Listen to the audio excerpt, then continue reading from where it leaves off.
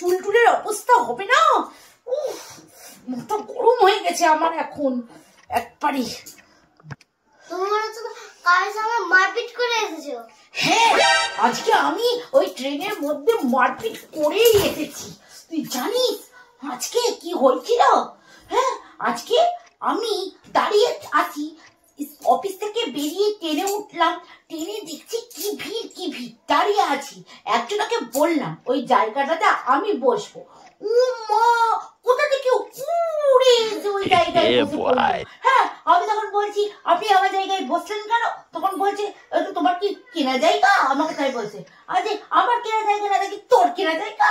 এই কুত্তা কোথায় লেগে গেছে, হাতে দিয়েছি দু ঘুষি, একদম এমন ঘুষি মেরেছি না, পুরো মুখ চুখ বিলা করে দিচ্ছি একদম।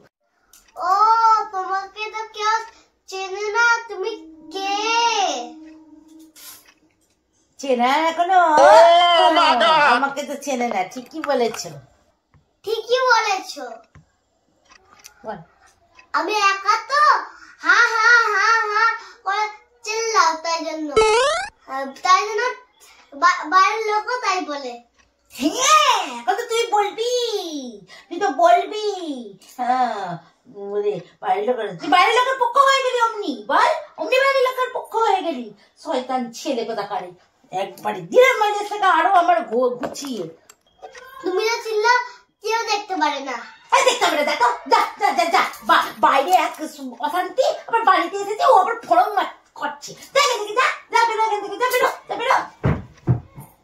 ফরম কাটছে, আমি যা চিল্লাই, ও যে দোষ করলো তখন আর কেউ দেখতে পেলো না, আমার দোষটাই সবার চোখে পড়ে। যত সব দিল মেজাজটাকে খচিয়ে, ভালো লাগে না, যত সব।